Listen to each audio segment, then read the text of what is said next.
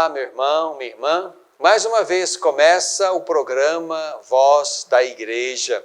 Obrigado por estar conosco mais uma vez, por nos assistir neste canal. Bebendo da Fonte é o nosso primeiro bloco, onde nós mergulhamos nas Sagradas Escrituras e ali bebemos da Palavra de Deus, bebemos da Palavra de Jesus e assim vamos nos fazendo discípulos no dia a dia da nossa vida. Neste mês das vocações, nós mais uma vez entendemos que fomos chamados a ser discípulos do Senhor, amados e chamados por Deus. A fé nos colocou neste caminho, caminhamos na estrada de Jesus, rezamos na quinta oração eucarística. Por isso, mais uma vez, como discípulos, nos colocamos diante do Senhor para aprender dele, para aprender da sua palavra. Se você tem aí por perto uma Bíblia, pode acompanhar comigo.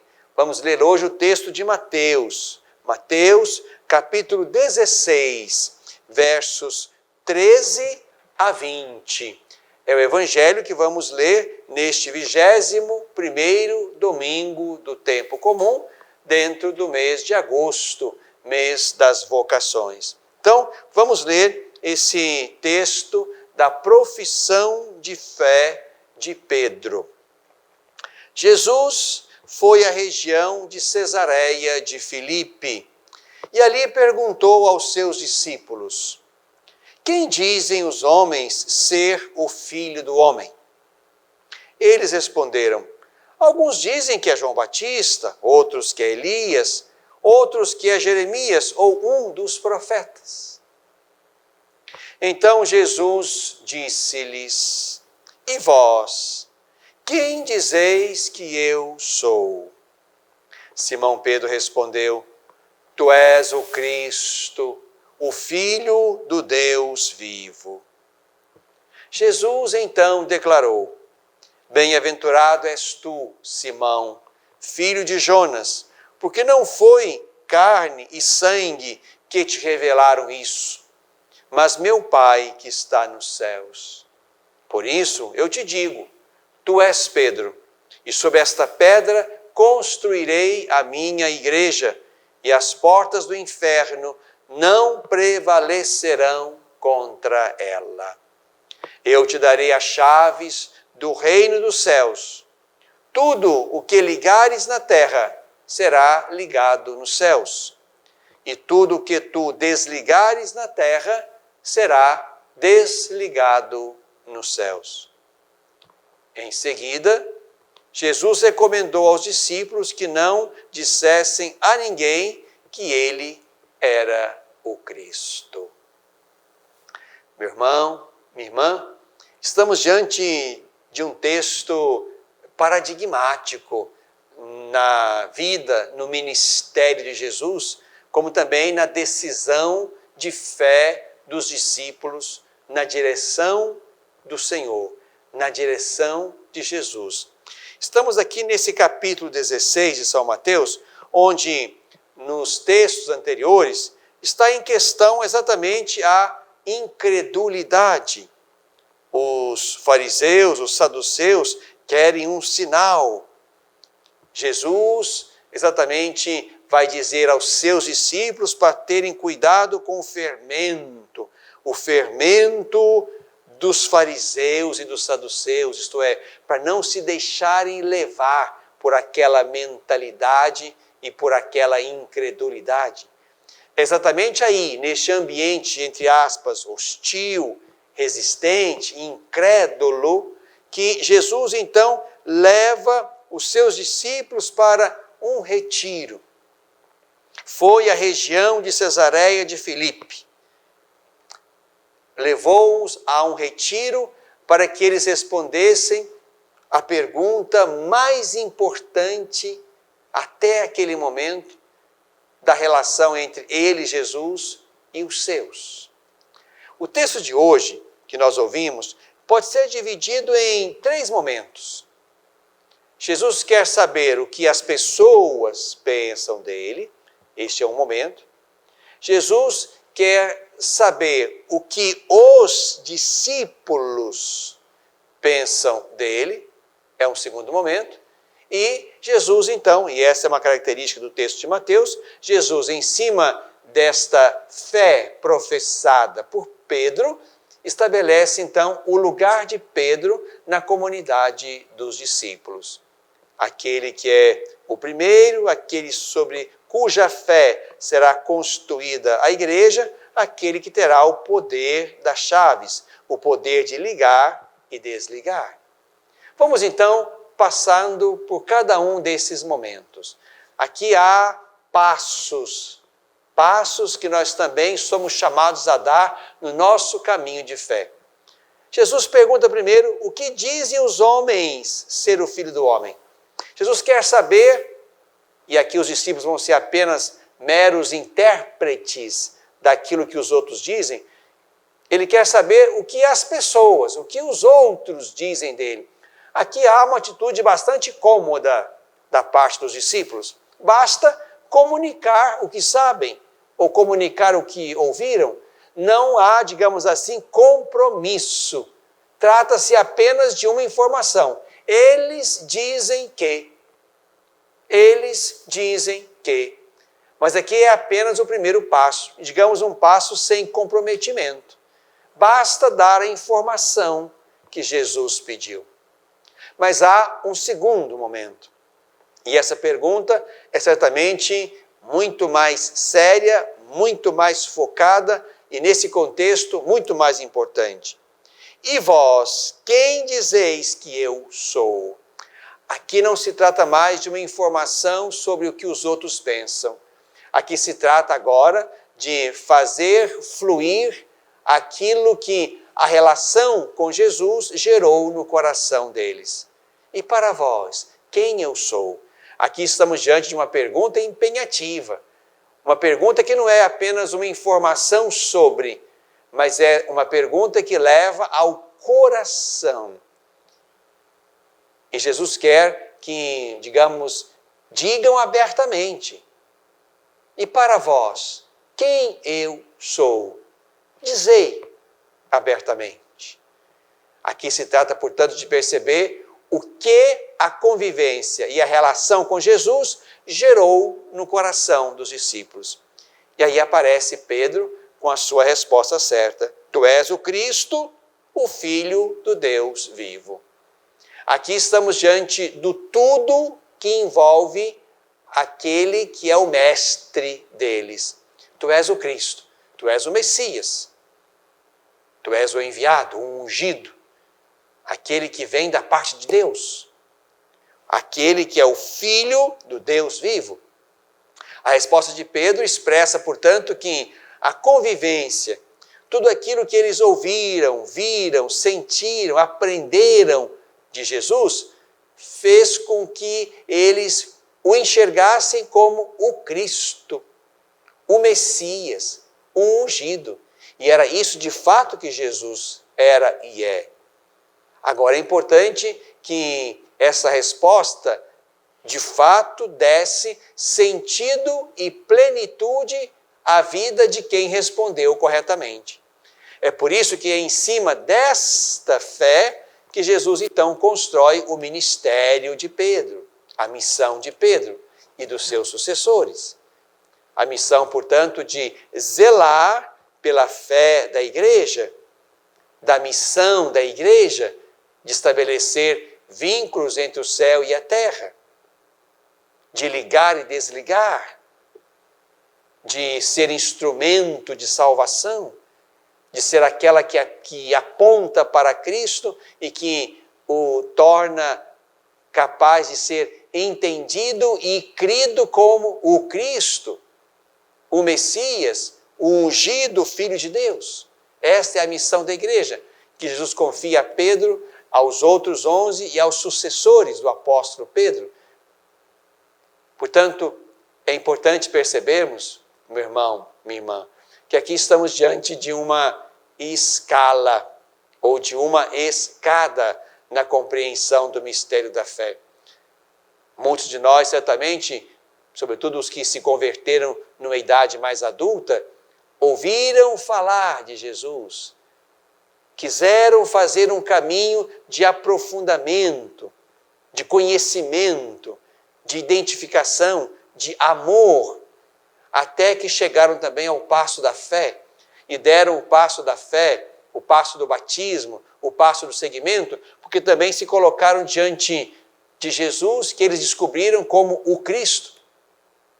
E assim como essa descoberta e essa resposta certa deu sentido à vida e à morte de Pedro, essa resposta certa que nós construímos na igreja, no caminho de fé, essa resposta certa também precisa dar sentido, beleza, horizonte, meta à nossa vida. De modo que a nossa experiência de fé seja iluminadora, sustentadora, capaz de renovar nossas energias na direção de um projeto, o projeto de Deus em nós e fora de nós, em mim, na igreja e no mundo. E por isso nós viveremos e morreremos. E é importante perceber que esta descoberta, ou este passo da fé, nos vem do alto. Não foi carne nem sangue que te revelaram isso, mas o meu Pai que está nos céus. A fé é um dom do alto.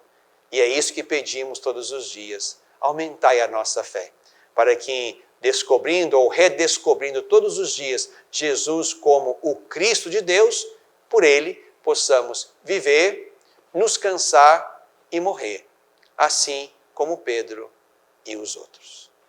Bebemos da fonte.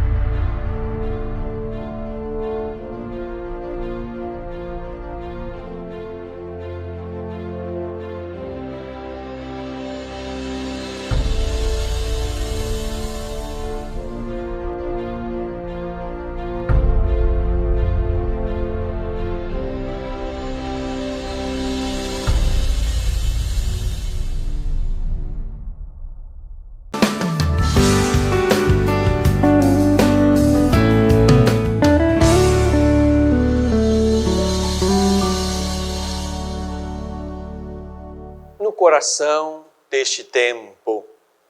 Neste tempo estamos no mês de agosto, mês das vocações, caminhamos para o 4º domingo, celebramos dentro deste mês vocacional, neste 4º domingo, os diversos ministérios na comunidade, também expressão de um Deus que ama e chama, e chama para as mais diversas tarefas, as mais diversas vocações, ministérios. E é exatamente aí que cada batizado participa da vocação sacerdotal, profética e real do próprio Jesus Cristo.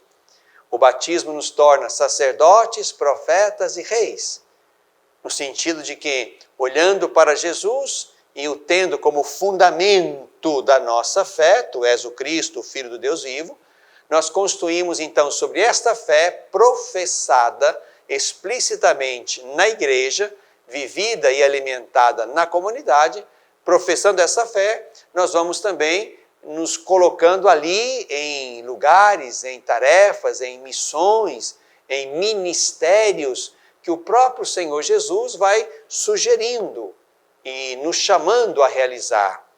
De modo que esses vários ministérios participem da missão da igreja toda, que é a missão de ligar e desligar. E precisamos exercitar-nos no anúncio de fé que leve cada vez mais a ligar pessoas a Jesus, pessoas ao céu, do que desligar. Mas nos cabe, e essa é a nossa tarefa primordial, ligar, isto é, anunciar Jesus, para que as pessoas, crendo nele, colocando-se no caminho e no seguimento de Jesus, tomando o seu lugar na família, na comunidade eclesial, na sociedade e na igreja, cada um, portanto, possa exercitar-se como um discípulo amado e chamado, na igreja e no mundo, no pequeno grupo e no grande grupo, de modo que os vários serviços para o bem da igreja, para a missão da igreja, os vários serviços, os vários trabalhos, atividades, ocupações que os cristãos realizam no mundo como obra boa, como obra edificante, que faz construir e crescer o reino, tudo isso é expressão, digamos assim, de uma vida ministerial, vivida para dentro da igreja e vivida também para fora, onde nos tornamos também fora da igreja ministros do bem, da ética, da paz, do amor, da justiça. Tudo isso expressão de uma fé que temos, porque professamos em Cristo a nossa fé, tu és o Cristo, o Filho do Deus vivo, nós nos empenhamos na missão da igreja e nós nos empenhamos na construção do reino, de modo que o mundo seja, a seu tempo e na medida oportuna, o reino de Deus entre nós. Por isso, venha a nós o vosso reino. Por isso, construímos e vamos dando visibilidade ao reino nos vários ambientes que nós frequentamos e vivemos, de modo que a nossa presença seja fecunda, seja edificante, seja transformadora. E isso certamente é o que nós temos que fazer dentro e fora da igreja. Neste mês vocacional, em que nós, neste final de semana, pensamos os diversos ministérios, serviços que nós temos na comunidade, aqui me vem à mente e quero partilhar com vocês exatamente esse belo texto de São Paulo aos Coríntios, na primeira carta, onde percebemos exatamente esta multiplicidade de carismas e dons que provém do mesmo Espírito para o bem de todos. Paulo se expressa assim, primeira carta aos Coríntios, capítulo 12. Há diversidade de dons, mas o Espírito é o mesmo. Há diversidade de ministérios, mas o Senhor é o mesmo. Há diferentes atividades, mas é o mesmo Deus que realiza tudo em todos. A cada um é dada a manifestação do Espírito em vista do bem de todos. Esta é uma palavra importante, reveladora. Cada um recebe o seu dom não para si mesmo, não para um caminho pessoal ou um carreirismo pessoal que o revele como servo de Deus. Não, cada um recebe o dom do Espírito para o bem de todos, para o bem comum. Por isso que esse Espírito que age na igreja, que Jesus e o Pai nos deram em Pentecostes, esse Espírito é aquele que suscita dons, ministérios, atividades, mas tudo concorrendo para o bem dos irmãos, para o bem da igreja, para o bem do mundo. O dom, o carisma não é guardado para si, não é alguma coisa que enriquece particularmente, mas é algo que Deus dá a um para que este dom precioso, este carisma de serviço, seja um modo de este discípulo estar na igreja e no mundo de forma criativa, de forma eficaz, de forma operante. É para isso que nós recebemos o Espírito Santo de Deus. Por isso quero me unir, quero agradecer aos muitos irmãos e irmãs que nas comunidades estão a serviço de algum ministério aí. Os ministérios ligados à liturgia, à catequese, ao serviço da caridade. Os ministérios que estão, digamos assim, mais vinculados aos serviços internos da comunidade de fé, mas também aos ministérios. E estamos aqui falando de posturas, de modos de estar presente de cada um aí nos seus ambientes próprios. É aquele que tem a capacidade de levar alegria ao ambiente, é aquele que tem a capacidade de levar o bom humor a outro ambiente, é aquele que tem a capacidade de pacificar o ambiente, é aquele que tem a capacidade de dialogar ou fazer dialogar os que estão ali naquele lugar, é aquele que tem capacidade de aproximar os inimigos ou os que estão separados. Isso também é dom, isso também é dádiva. Isso também é ministério, é munus, é serviço. De modo que nós entendamos, meu irmão, minha irmã, que a nossa fé nos torna responsáveis pela igreja, nossa casa, nossa mãe, nossa família, mas também a nossa fé nos torna responsáveis pelo mundo.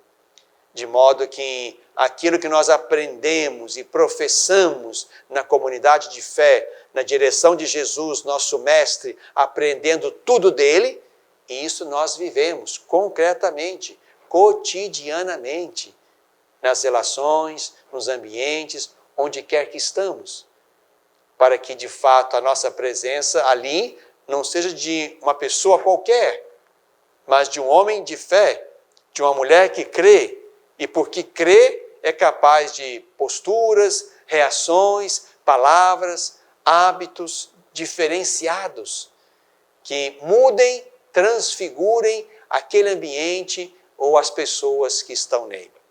Por isso quero agradecer imensamente a cada irmão, a cada irmã que nas nossas comunidades e por toda parte estão dóceis ao Espírito, estão se fazendo discípulos do Senhor, naquilo que são, naquilo que fazem, naquilo que falam, naquilo que testemunham.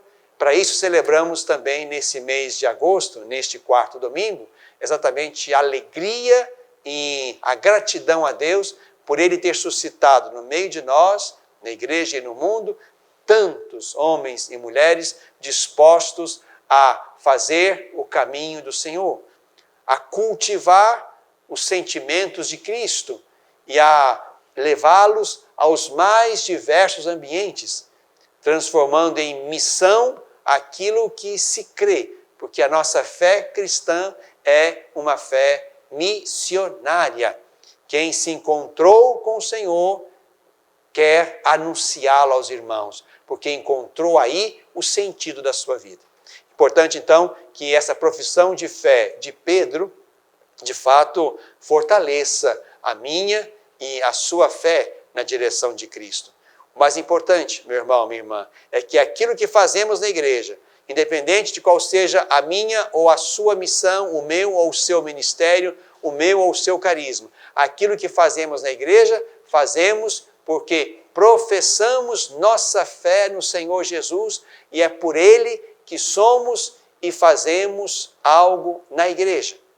E, igualmente, essa mesma fé nos leve também a dar no meio do mundo um testemunho crível, de modo que as pessoas que estejam conosco, convivam conosco, por causa da nossa fé em Cristo, também queiram conhecê-lo e segui-lo. Que cada um zele pelo seu ministério, pelo seu dom, pelo seu carisma. Que cada um coloque este dom a serviço de todos. Que cada um faça o que faz na igreja e no mundo por causa de Cristo, pela fé que tem nele, e não por nenhum outro motivo mundano ou pessoal. Como Pedro nós dizemos, tu és o Cristo, o Filho do Deus vivo, e por tua causa eu vivo, por tua causa eu sirvo, por tua causa eu me canso, por tua causa eu morro. No coração deste tempo. Às vezes, tudo que uma criança precisa para superar uma tempestade em sua vida familiar é encontrar um lar provisório. Uma família que a acolha por um tempo, enquanto sua própria família se reestrutura para recebê-la de novo.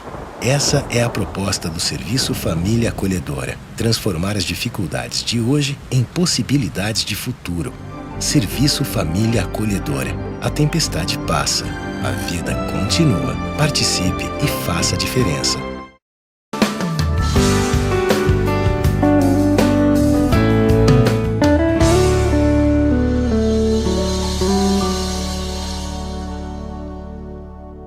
Na tradição da igreja, quero compartilhar com você, nesse último bloco, um pequeno trecho do documento 100 da CNBB, Comunidade de Comunidades, uma nova paróquia. Um documento aprovado na Assembleia dos Bispos de 2014. Aqui se fala, dentre outras muitas coisas, da paróquia como o lugar onde nós nos exercitamos na missão. E lemos que a missão requer o anúncio explícito do Evangelho de Cristo, isto é, o querigma. Anunciar Jesus Cristo crucificado e ressuscitado, para que outros, como Pedro, também possam dizer, tu és o Cristo, o Filho do Deus vivo, em quem eu creio e por quem eu vivo. A missão, portanto, a missão da igreja requer o anúncio explícito do nome e do Evangelho de Jesus Cristo. Esse anúncio não pode ser pressuposto, como se todo mundo já tivesse acolhido essa verdade. Nem mesmo entre os membros da própria comunidade. Há pessoas na comunidade que perderam o brilho da fé, vivem um testemunho opaco e uma missão tímida. Nós temos que sempre relançar o querigma, o anúncio fundamental. Jesus Cristo crucificado e ressuscitado. De modo que, olhando para este homem, Deus na história, outros irmãos, e nós também possamos todos os dias renovar-nos na certeza de que Jesus de Nazaré é o Cristo de Deus em quem nós cremos. O estado permanente de missão supõe que a comunidade cristã tenha consciência de que ela é, por sua natureza, missionária. E precisa ser constantemente missionada. Isso é, precisa renovar-se sempre diante dos novos desafios que enfrenta no confronto com o mundo e na relação com os seus membros e entre eles. Para ser missionária, a paróquia precisa ir ao encontro das pessoas e não apenas esperar que elas venham a nós, como lembra o Papa. A comunidade missionária experimenta que o Senhor tomou a iniciativa, precedeu-a no amor e por isso ela sabe ir à frente, sabe tomar a iniciativa sem medo, ir ao encontro, procurar os afastados, chegar às encruzilhadas dos caminhos para convidar os excluídos. Vive um desejo inexaurível de oferecer misericórdia, fruto de ter experimentado a misericórdia infinita do Pai. Esta é a minha missão e a sua na igreja. De modo que a nossa fé missionária leve Jesus a outros irmãos e outros, associando-se a nós, nos ajudem a levar a igreja até o último dia, sem que a força do inferno prevaleça sobre ela. E nos ajude também a transformar o mundo, de modo que o mundo seja uma casa onde Deus habite conosco. Na tradição da igreja.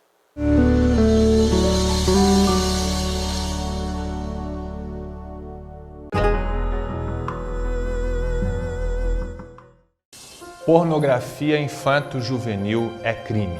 Todo aquele que produz, vende, publica, divulga de qualquer forma ou até mesmo armazena vídeos ou fotos pornográficas de crianças e adolescentes pratica crime grave e está sujeito a uma pena de até 8 anos. Se você teve contato com esse tipo de material pelas redes sociais, jamais passe adiante. Não divulgue e nem guarde essas imagens criminosas. Denuncie quem publicou ao promotor de justiça ou à polícia. Defender a criança é responsabilidade de todos nós, todos contra a pedofilia.